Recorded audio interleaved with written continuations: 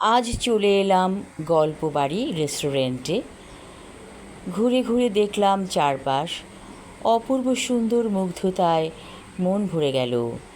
এই রেস্টুরেন্টটি উত্তরা 17 নম্বর সেক্টরে অবস্থিত এবং এখানে একটি ব্রিজ আছে যাকে বলা হয় 6 নম্বর ব্রিজ, তার কাছাকাছি এই রেস্টুরেন্টটি।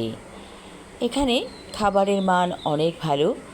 সবচেয়ে যে খাবারটি অতুলনীয় সেটা হচ্ছে ইলিশ খিচুড়ি, এবং ইলিশ খিচুড়ি খেতে দূর দূরান্ত থেকে মানুষ এখানে আসে। আর মেট্রো রেল যেটা উত্তরা সেন্টার, সেখানে নেমে এখানে আসা যায় খুব সহজে। যারা দূর থেকে আসবেন তারা এই পদ্ধতিটা অবলম্বন করতে পারেন। ভালো লাগলো ঘুরে ফিরে। আর সবচেয়ে যেটা আমার কাছে অনেক ভালো লেগেছে সেটা হলো মন উদাস করা একটা পরিবেশ, চারপাশে সবুজ ঘাস আর ঘাস।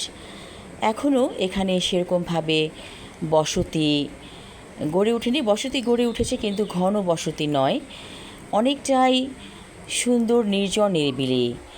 এবং একটু দূরে একটা পুকুর আছে, সেখানে আমি কিছুক্ষণ যেয়ে দাঁড়িয়েছিলাম, ভালো লেগেছে। অর্থাৎ আপনি এখানে আসলে দেখতে পারবেন মাঠে গরু চড়ছে, পুকুর আছে এবং শহর, সব কিছু মিলিয়ে অসাধারণ সুন্দর। শহরের একটা ছাপ আছে, আবার গ্রামীণ একটা পরিবেশ আছে। অবশ্যই এই পরিবেশটা বদলে যাবে একদিন, তবুও যতটুকু আছে ভালো লাগছে। হয়তো কিছুদিন আমরা এরকম পরিবেশ পাবো, পরে হয়তো সম্পূর্ণভাবে নগরায়ণ হয়ে যাবে। যাই হোক, এখানে খুব ভালো লেগেছে এবং এই রেস্টুরেন্টটি একটু অন্যভাবে তৈরি করা। এই যে কী সুন্দর পেন্টিং,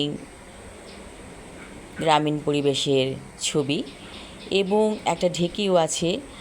আর টেবিলগুলোতে গামছা দিয়ে টেবিল ক্লথের মতো করা হয়েছে, এটা আমার কাছে ভালো লেগেছে। অবশ্য সবগুলো টেবিল এরকম না, দুটো টেবিল দেখলাম এখানে গামছা বিছানো ছিল। এই গল্পবাড়ি রেস্টুরেন্টটি সুন্দর, সত্যি সুন্দর। এবং ছোট্ট আকারে একটা জলাশয় আছে, সেখানে কিছু পদ্ম ফুল রেখে দেওয়া হয়েছে মানুষকে বিনোদন দেওয়ার জন্য, সেটাও আমার কাছে ভালো লেগেছে। এই যে গামছা বিছানো টেবিলে, ভালো লেগেছে দেখে।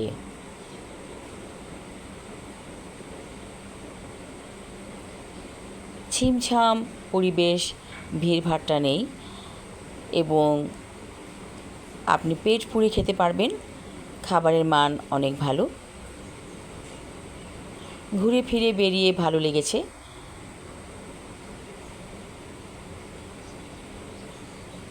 এই যে ছোট্ট জলাশয়, এখানে পদ্ম ফুল, অবশ্যই এগুলো প্লাস্টিকের, যদিও মনে হচ্ছে যেন ন্যাচারাল।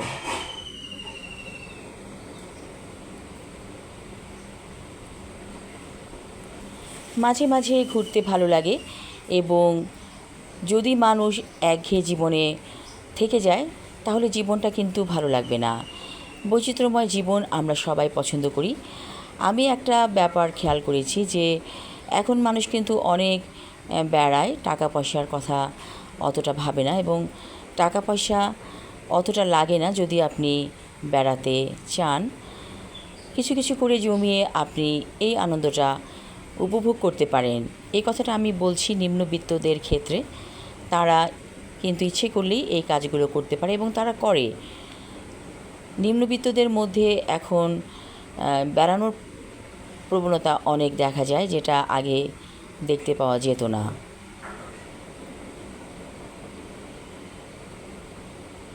আর উচ্চবিত্তরা তো সবসময় ঘুরে বেড়াচ্ছে।